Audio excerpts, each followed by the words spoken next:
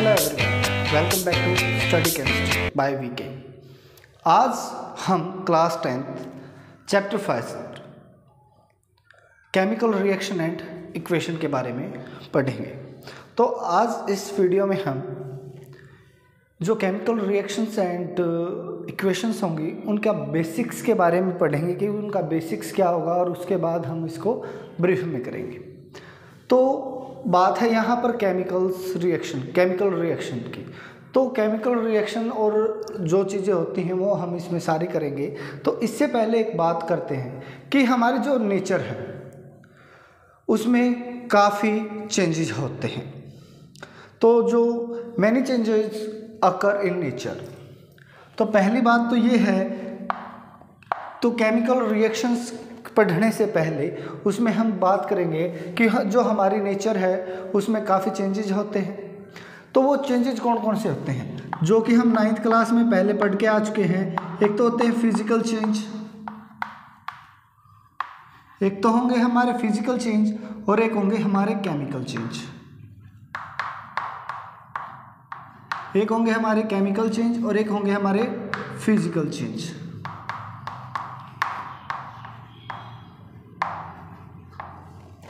तो हम physical change और केमिकल चेंज से क्या समझते हैं। फिजिकल चेंज तो ऐसे चेंज होते हैं जिनमें फिजिकल प्रॉपर्टीज क्या होती हैं, अफेक्टेड होती हैं। Physical properties are affected. इनमें फिजिकल प्रॉपर्टीज अफेक्टेड होंगी बट कोई नया सब्सटेंस नहीं बनेगा। और केमिकल चेंजेस के अंदर इनमें नया सब्सटेंस बनेगा, न्यू सब्सटेंस आर फॉर्म्ड, नए सब्सटेंस इधर बनेंगे। तो केमिकल और फिजिकल चेंज से ही जो हमारा टॉपिक रहेगा केमिकल रिएक्शन, वो केमिकल चेंज के बेसिस पर रहेगा कि यहाँ पर जो है नए सब्सटेंस बनेंगे। तो केमिकल रिएक्शन की डेफिनेशन भी यही रहेगी, द प्रोसेस, ये एक ऐसा प्रोसेस है in which new substances are form with new property. यहाँ पर नए सब्सटेंस बनेंगे नई प्रॉपर्टी के साथ। जैसे हम कोई दो चीज़ों को मिलाएं, दो चीज़ों को मिलाने से उनमें जो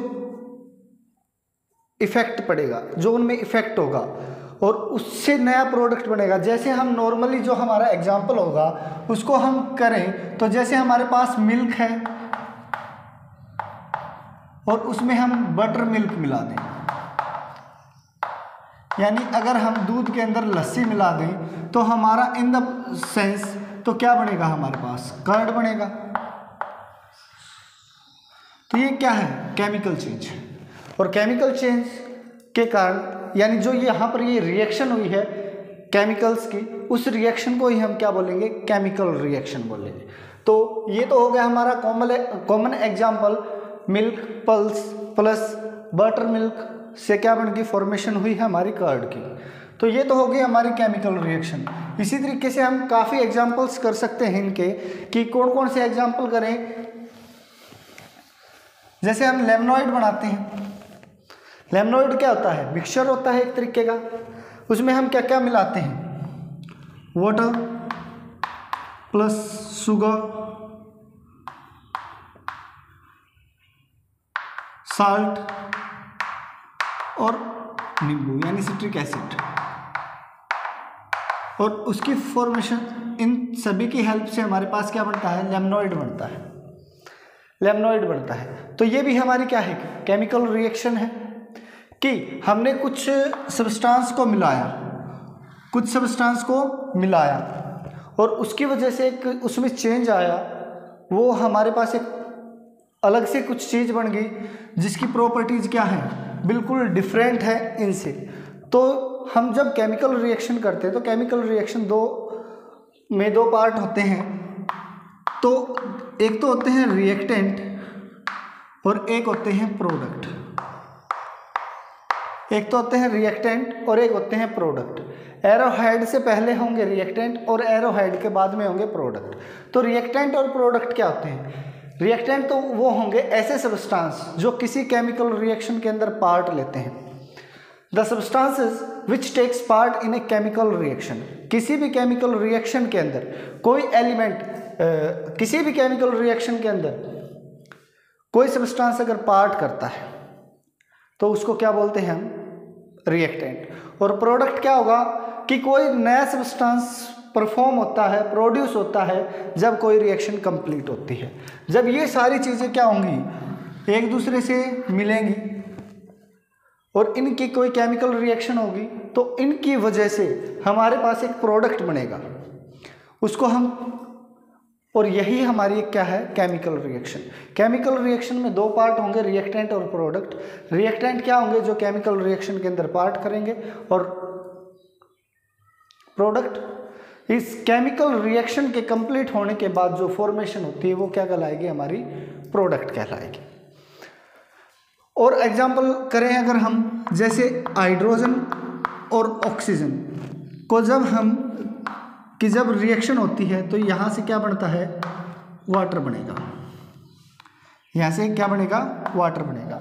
ये भी क्या है, केमिकल रिएक्शन है। ये हमारा इस तरफ वाला पार्ट रिएक्टेंट होगा और इस तरफ वाला जो है वो प्रोडक्ट होगा, जो कि रिएक्शन के कंप्लीट होने से बना है, उसको हम प्रोडक्ट बोल रहे हैं। और जो सब्सटेंस किसी केमिकल रिएक्शन में पार्ट कर रहे हैं उसको हम बोलेंगे रिएक्टेंट बोलेंगे।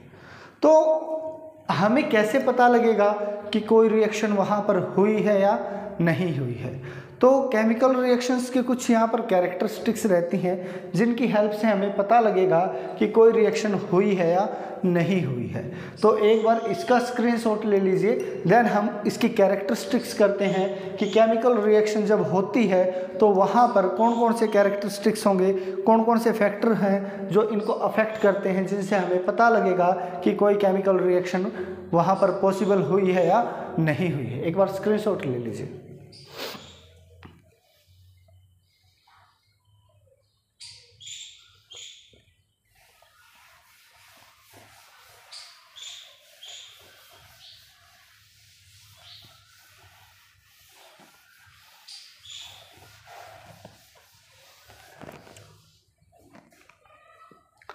अब हम बात करेंगे characteristics of chemical reaction. Chemical reaction की कौन कौन सी कैरेक्टरिस्टिक्स होंगी? तो पहली होगी evolution of gas. Evolution of gas, जहाँ पर भी कोई रिएक्शन होगी तो पहला फैक्टर हम मानकर चलेंगे, वहाँ पर क्या होगी, गैस बाहर निकलेगी। तो हमें जब हम लैब के अंदर काम करते हैं तो हम क्या करते हैं, इनको एक्सपेरिमेंटली करके देखते हैं। जैसे हमारे पास क्या है, वाटर है, वाटर है, और वाटर के अंदर हम क्या डाल दें, सोडियम मेटल डाल दें।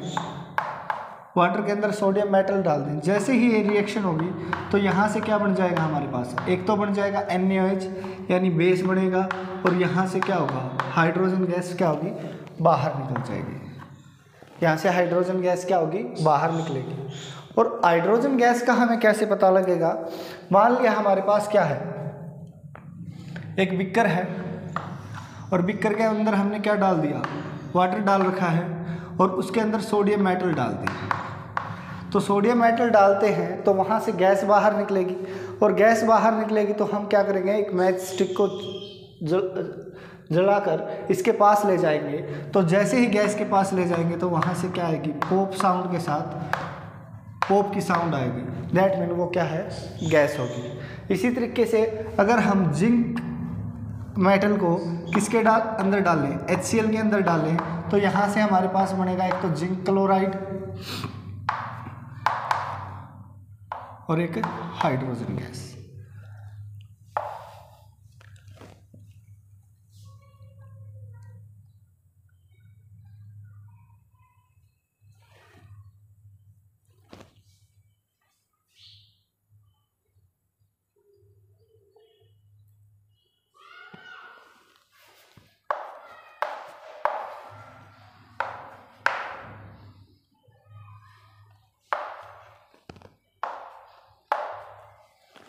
ये होगा।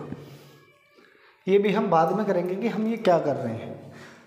ये तो हम बैलेंस कर रहे हैं इक्वेशंस को, बट ये हम बाद में करेंगे। तो इस तरीके से यहाँ से भी हाइड्रोजन गैस बाहर निकली।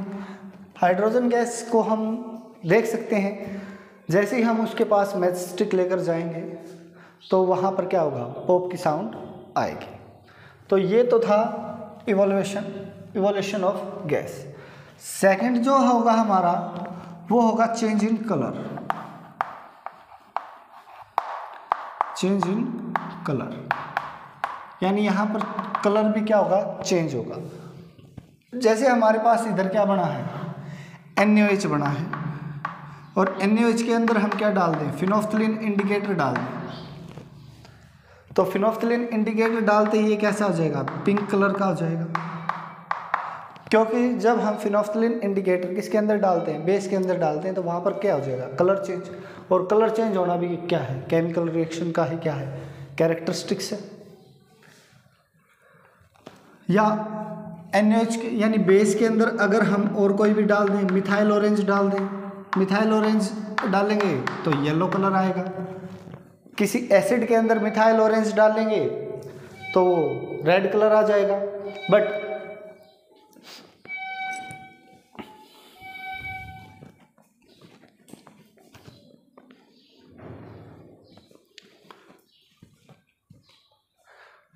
अगर हम क्या करें, अगर एसिड के अंदर फिनोल्फ्थलीन इंडिकेटर डालेंगे तो उसका कोई रिएक्शन हमें नहीं दिखाई देगा, जिससे पता नहीं लगेगा, वहाँ पर कोई कलर चेंज तो होगा नहीं, जिससे हमें वहाँ पर नहीं पता लगेगा।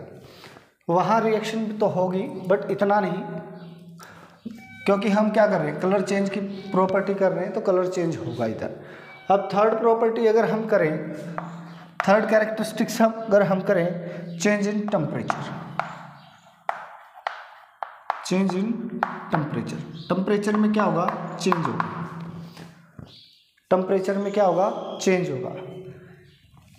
वही एग्जांपल करें, अगर हम NaOH के अंदर, वाटर के अंदर अगर NaOH की फ्लेक्स डालें, वाटर के अंदर अगर हम सोडियम हाइड्रोक्साइड डालें, सोडियम हाइड्रोक्साइड डालें, तो जैसे ये सॉल्यूशन बनेगा, जो सॉल्यूशन बनेगा NaOH का, तो यहाँ पर क्या होगा, जो सॉल्यूशन बनेगा हमारे बीकर के अंदर, उसका टेम्परेचर क्या हो जाएगा, वो थोड़ा क्या हो जाएगा, गर्म हो जाएगा। वो थोड़ा क्या हो जाएगा, गर्म हो जाएगा, जिसके वजह से हमें पता लगेगा कि यहाँ पर क्या हुआ है, केमिकल चेंज हुआ है, वहाँ पर एक रिएक्शन हुई है, केमिकल रिएक्शन हुई है। फोर्थ कैरेक्टरिस्टिक्स यहाँ पर रहेगी change in state. Change in state, change in state, state का चेंज होना, सॉलिड से लिक्विड, लिक्विड से गैसियस में ये चेंज होना भी क्या कहलाएगा, चेंज इन स्टेट, जिसकी वजह से हमें पता लगेगा कि वहाँ पर क्या हुई है, कोई ना कोई केमिकल रिएक्शन हुई है। मान लिया हमारे पास वाटर है, वाटर को क्या करते हैं, ज़्यादा गर्म कर दें तो क्या हो जाएगा, इवापोरेट हो जाएगा, वेपराइज हो जाएगा, वेपराइज हो जाएगा, जिससे पानी बचेगा ही नहीं, जिससे हम पता लगा सकते हैं कि वहाँ पर क्या हुई है, केमिकल रिएक्शन हुई है। या हम क्या करें, हमारे पास कैंडल है, उसको हम क्या करें, गर्म करें, तो गर्म करेंगे तो कैंडल को क्या होगा, उसमें से वाटर बाहर निकलेगा, और क्या बाहर निकलेगा, CO2 गैस बाहर निकलेगी। तो ये तो हमारे पास सॉलिड में था, ये तो हमारे पास क्या था, सॉलिड में था, एक लिक्विड हो गया और एक गैस हो गया। तो सॉलिड को हमने जब गर्म किया तो क्या हुआ, हमारे पास वाटर की फॉर्मेशन हुई और CO2 की फॉर्मेशन हुई है। तो ये होगा हमारा चेंज इन स्टेट में। फिफ्थ है formation of PPT। Formation of PPT यानी प्रेसिपिटेट। प्रेसिपिटेट का मतलब क्या है, जब हम इधर कर लेते हैं, जब हम दो सॉल्यूशन को मिलाते हैं, मान लिया हमारे पास ये बिकर था और इसमें कोई सॉल्यूशन था, इसमें कोई सॉल्यूशन था और इसमें एक सॉल्यूशन और ऐड कर दिया। इनकी सॉल्यूशन के ऐड करने से यहाँ पर जो रिएक्शन होगी और वहाँ क्या हो जाएगा, इसके बॉटम में, बिकर के बॉटम में कुछ सॉलिड पार्टिकल हमें दिखाई देंगे और ये जो सॉलिड पार्टिकल हमें दिखाई देंगे यही क्या होते हैं, PPT होते हैं, यानी प्रेसिपिटेट होते हैं। तो अगर हम इनका एग्जाम्पल की बात करें तो जब हम पोटेशियम आयोडाइड को लेड नाइट्रेट के साथ मिलाते हैं तो यहाँ से क्या होगा, एक तो बनेगा हमारा PBI और एक बनेगा KNO3। एक तो हमारा बनेगा लेड आयोडाइड और एक बनेगा पोटेशियम नाइट्रेट। तो जो हमारा ये होगा ये हमारे येलो PPT होंगे, इधर ये हमारे क्या होंगे, येलो PPT की फॉर्मेशन करेंगे। तो ये थे हमारे कैरेक्टरिस्टिक्स किसके, केमिकल रिएक्शन के। तो पहला क्या था, इवोल्यूशन ऑफ गैस, गैस बाहर निकलेगी। अब हमने देख लिया कि कोई भी है रिएक्शन उसमें से हम क्या करते हैं, सिंपल अगर हम कागज़ भी जलाते हैं, बर्न करते हैं तो उसमें से भी गैस बाहर निकलती है, वो भी क्या है, केमिकल रिएक्शन है। और यहाँ पर हमने क्या किया, वाटर के अंदर सोडियम मेटल डाल दी। सोडियम मेटल डालते ही वो क्या करेगा, एक बेस बनाएगा और एक क्या कर देगा, हाइड्रोजन गैस को क्या कर देगा, बाहर निकाल देगा। वो हाइड्रोजन गैस को क्या करेगा, बाहर निकाल देगा। चाहे हम वो क्या करेगा, हाइड्रोजन गैस को बाहर निकाल देगा। जैसे ही और हम क्या कर रहे हैं, जिंक मेटल्स को किसके अंदर डाल रहे हैं, HCl के साथ डाल रहे हैं। वो क्या बनाएगा, जिंक क्लोराइड, और वहाँ से भी हाइड्रोजन गैस बाहर निकलेगी। ठीक है, वो किसके साथ निकलेगी, पॉप साउंड के साथ निकलेगी। चेंज इन कलर, तो चेंज इन कलर में क्या होगा, जब हम बेस के अंदर फिनोफ्थलीन इंडिकेटर डालते हैं तो वो पिंक कलर का हो जाता है। हम ये लैब में करते भी हैं। मिथाइल ऑरेंज डालते हैं बेस के अंदर, वो येलो कलर का हो जाता है। एसिड के अंदर डालते हैं, रेड कलर का हो जाता है। चेंज इन टेम्परेचर, NaOH के अंदर जब हम वाटर डालते हैं गर्म हो जाता है। या हम इसका एक और एग्जांपल कर सकते हैं, कैल्शियम ऑक्साइड को जब हम किसके अंदर डालते हैं, वाटर के अंदर डालते हैं, तो यहाँ पर भी क्या होगा, ये सब्सटेंस जो बनेगा यहाँ से, न्यू प्रोडक्ट जो बनेगा वो क्या हो जाएगा, गर्म होगा। चेंज इन स्टेट, जब हम कैंडल को जलाते हैं, कैंडल सॉलिड होगी, जैसे ही जलाते हैं तो वहाँ से वाटर बनता है और CO2 गैस बाहर निकलती है। फॉर्मेशन ऑफ PPT प्रेसिपिटेट, जब पोटेशियम आयोडाइड को क्या करते हैं हम, किसके साथ मिलाते हैं, लेड नाइट्रेट के साथ मिलाते हैं, तो वहाँ पर लेड आयोडाइड और क्या होगा, KNO3 पोटेशियम नाइट्रेट बनेगा, जो कि PBI जो होगा हमारा वो क्या होगा, येलो PPT बनाएंगे। और PPT हमने बता दिया कि दो सॉल्यूशन को जब हम मिलाते हैं, मिलाने पर उनकी हेल्प से बीकर के बॉटम में अगर सॉलिड पार्टिकल्स बन रहे हैं छोटे छोटे, तो वो होंगे हमारे PPT। एक बार इसका स्क्रीनशॉट ले लीजिए, देन हम करते हैं केमिकल इक्वेशन।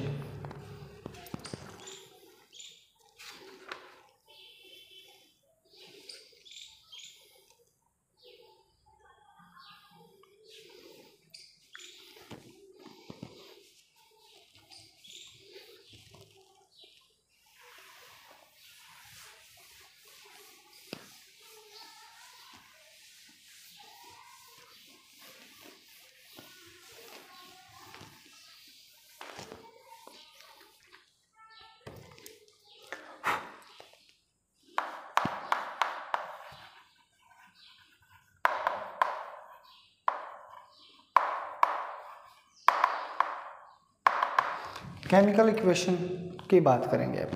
केमिकल इक्वेशन क्या होती है, तो केमिकल इक्वेशन कुछ नहीं होती, जो हमारी केमिकल रिएक्शन होती है उसको सिंबल और फॉर्मूले की टर्म में रिप्रेजेंट करना ही क्या कहलाते हैं, हमारी केमिकल इक्वेशन। तो हम इसमें क्या लिखेंगे, ए chemical reaction, A chemical reaction, A chemical reaction represented,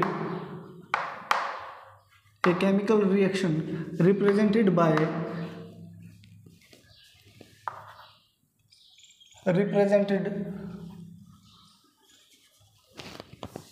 with the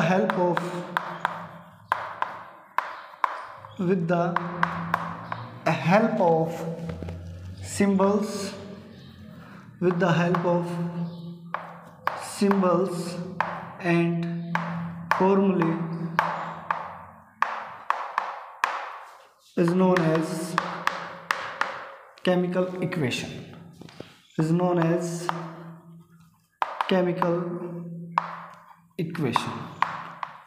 यानी किसी भी केमिकल रिएक्शन को सिंबल और फॉर्मूले की टर्म में लिखना ही क्या कहलाता है? सिंबल और फॉर्मूला की हेल्प से अगर हम उसको रिप्रेजेंट करेंगे तो वो क्या कहलाएगी? हमारी केमिकल इक्वेशन। फॉर एग्जांपल हम एक रिएक्शन लिखते हैं, केमिकल रिएक्शन लिखते हैं, केमिकल रिएक्शन लिखते हैं, जिंक प्लस में सल्फ्यूरिक एसिड, जिंक प्लस में सल्फ्यूरिक एसिड, और इससे बनेगा हमारा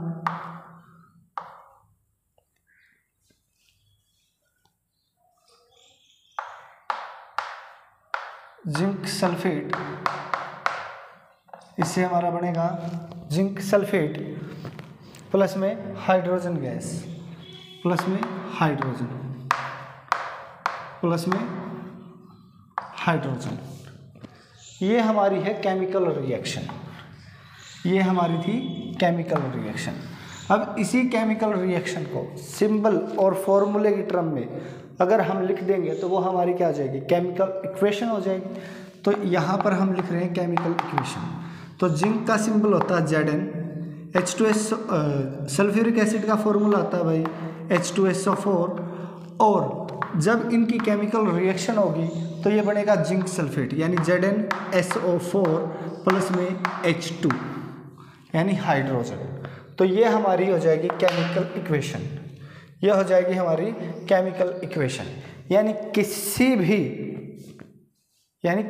भी केमिकल रिएक्शन को फॉर्मूला और सिंबल्स की हेल्प से अगर हम लिखते हैं तो वही क्या कहलाती है? हमारी केमिकल इक्वेशन कहलाती है। अब क्या करेंगे हम? अब यहीं से एक टॉपिक आता है बैलेंस्ड केमिकल इक्वेशन। यानी बैलेंस्ड केमिकल इक्वेशन में क्या होगा? वहाँ पर नंबर ऑफ एलिमेंट्स या number of atoms both side, reactant and product, अगर इक्वल नहीं है तो उसको बोलते हैं स्केलेटन केमिकल इक्वेशन। बट अगर क्या हो जाए, दोनों तरफ क्या हो जाए, एटम्स क्या हो जाए, दोनों तरफ एटम्स क्या हो जाए, इक्वल हो जाए, तो उस इक्वेशन को हम बोलते हैं, उस केमिकल इक्वेशन या उस केमिकल रिएक्शन को हम बोलते हैं बैलेंस्ड केमिकल इक्वेशन। तो यहाँ पर देखते हैं ये बैलेंस्ड है या नहीं है। तो देखो, रिएक्टेंट साइड में जिंक 1 है, प्रोडक्ट साइड में भी जिंक हमारे पास 1 है, यहाँ पर सल्फर 1 है, इधर भी सल्फर हमारा 1 है, ऑक्सीजन हमारे पास इधर 4 है, इधर भी 4 है, इधर हाइड्रोजन 2 है, इधर भी हमारे हाइड्रोजन 2 ही है। तो हमारी जो ये रिएक्शन है, ये हमारी जो केमिकल इक्वेशन है, ये कैसी केमिकल इक्वेशन है? बैलेंस्ड केमिकल इक्वेशन है, बैलेंस्ड केमिकल इक्वेशन है, बैलेंस्ड केमिकल इक्वेशन है, बैलेंस्ड केमिकल इक्वेशन है, बैलेंस्ड केमिकल इक्वेशन होगी हमारी। तो इसी तरीके से यानी रिएक्टेंट और प्रोडक्ट साइड में, रिएक्टेंट और प्रोडक्ट साइड में number of atoms, number of element equal हो जाएं रिएक्टेंट एंड प्रोडक्ट साइड में, तो हम उसको क्या बोलेंगे? बैलेंस्ड केमिकल इक्वेशन बोलेंगे। एक बार इसका स्क्रीनशॉट ले लीजिए, देन हम करते हैं बैलेंस्ड केमिकल इक्वेशन के कुछ एग्जांपल्स और उनको हम बैलेंस्ड करके देखते हैं।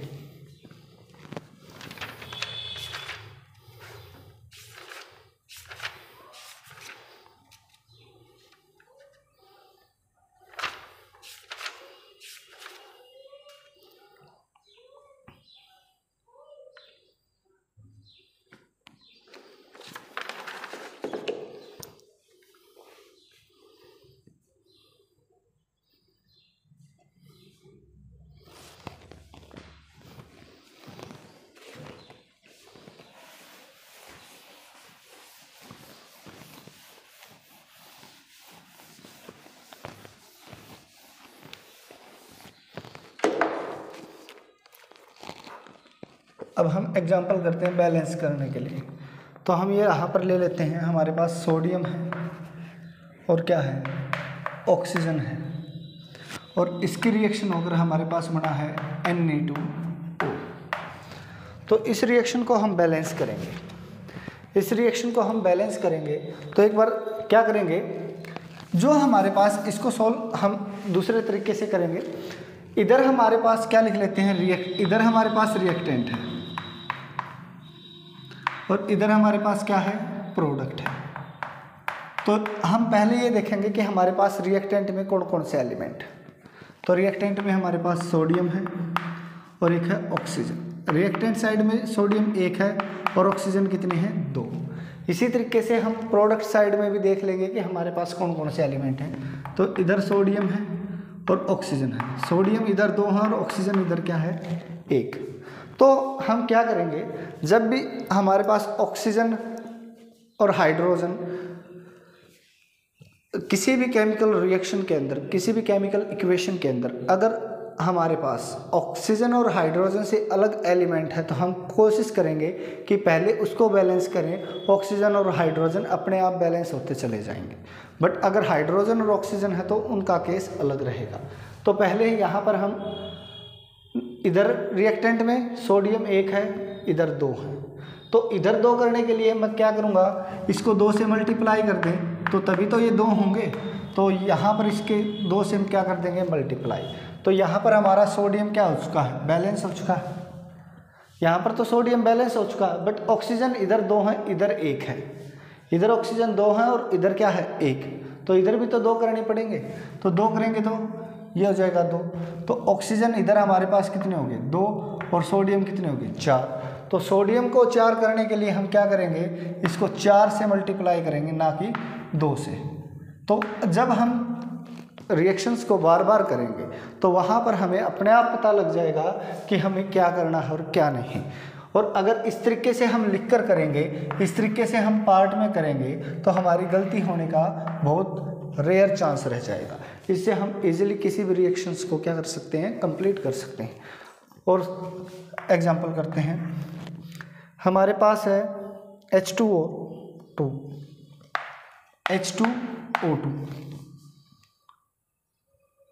और H2O2 की रिएक्शन होकर हमारे पास बना है H2O और O2, H2O और H2O2। तो इधर ही लिखेंगे, हाइड्रोजन कितने हैं, 2, ऑक्सीजन कितने हैं, 2। इधर हाइड्रोजन कितने हैं, 2, और ऑक्सीजन 1 ये है और 2 ये है। तो इनको थोड़ा अलग अलग लिखते हैं, इस तरीके से लिखते हैं, 1 + 2 3। तो अब हम क्या करेंगे, किस चीज़ को बैलेंस करें, हाइड्रोजन तो बैलेंस है, ऑक्सीजन को बैलेंस करना है। इधर ऑक्सीजन 3 है, इधर कितनी है, 2 है। तो कैसे बैलेंस करेंगे, किस तरीके से बैलेंस करेंगे। अगर यहाँ पर हम 2 से मल्टीप्लाई करें, क्योंकि यहाँ पर ऑक्सीजन क्या कर दें, 3 है, इधर हम 4 बना दें तो इधर हम 4 इजीली बना सकते हैं। 2 से मल्टीप्लाई कर दें तो 2 ये और ये कितनी होगी, 2। तो 2 + 2 कितनी होगी, 4। और हाइड्रोजन भी हमारे पास कितने हो गए, 4 हो गए। बट इधर तो ऑक्सीजन भी 2 है और हाइड्रोजन भी क्या है, 2 है। तो इसलिए इसको होल को 2 से मल्टीप्लाई कर देंगे, 2 दूनी 4 और 2 दूनी 4। तो ये दोनों हमारे पास क्या हो गए, 4 4 हो गए, यानी ये हमारे पास बैलेंस हो चुकी है ये रिएक्शन। तो इस तरीके से करेंगे। 1-2 एग्जांपल और करते हैं।